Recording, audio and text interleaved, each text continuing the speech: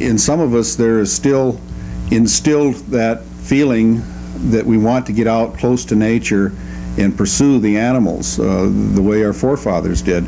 It's very rewarding and very challenging. And of course, if you do it with the high-tech modern weapons of today, I think it takes something away from the history of bow hunting. And whereas if you do it with a bow that is more in the style of the bows that of old, then you're just reenacting what our forefathers did in the way they hunted.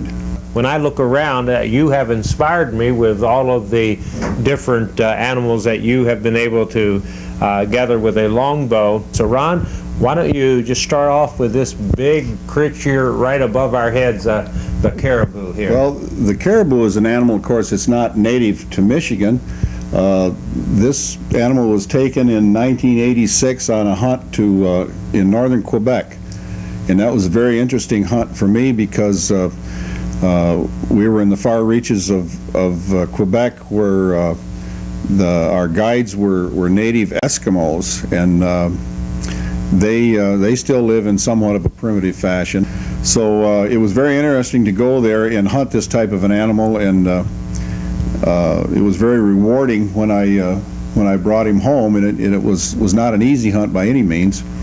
This was with a longbow? This was with a longbow, yeah. The actual day that I took this animal, we were in a boat going up the river, myself and a friend with our native guide, and these two bull caribou swam across the river and very close to us. And of course, it wasn't sportsmanlike to shoot them in the water, so I told the guide, I said, we'll wait till they get to the shore, which was about 30 yards away, and when they get out of the water and kind of shake themselves off and walk away, maybe we'll get a shot. Well, as it turned out, as soon as they hit the shore, they took off running like quarter horses. They just, wow.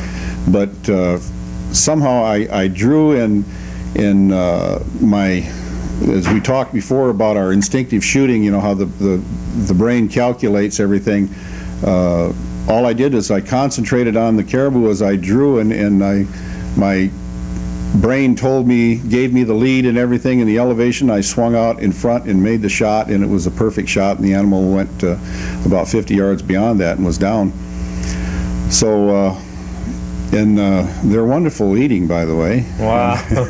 Well, I've got to hand it to you. That's quite a and it makes an attractive mount to have in the shop. And also the bear up there, I go to Canada, to Ontario every spring on a bear hunt up there. I've been doing that for quite a number of years. I have a lot of admiration and respect for black bears. They're a very intelligent animal, and I just like to see them. I've taken a few, and they're a lot of fun to hunt with the longbow. You don't get frightened that they'll come after you shoot them? No.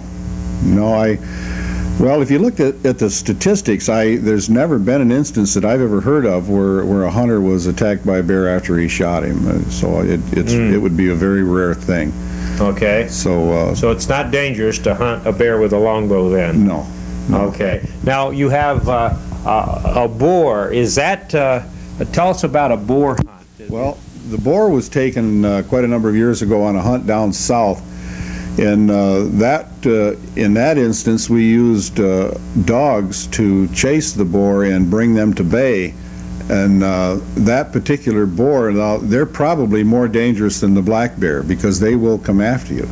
As we approached that particular boar, he was surrounded by dogs, or he had dogs that brought him to bay, but as soon as he saw me approach at about 20 feet, he turned and squared off and started toward me just as I shot. And the only shot I had was a head-on shot, and it hit him in the forehead and put him down. Wow. And anyway, it was him or me in that situation. Okay, so I see recurves hanging here. Are recurves very close to the longbow then? They're closely related. Yeah, the longbow in the history of the bow in America, the longbows came first, and then the recurves developed after that. Actually, the recurves will go way back to The Turks invented the recurve bow years and years ago, and so different cultures had different bows at different times. Wow. Well, we are right here at the Traditional Archery Shop in Potterville, talking with the owner, Ron LaClair.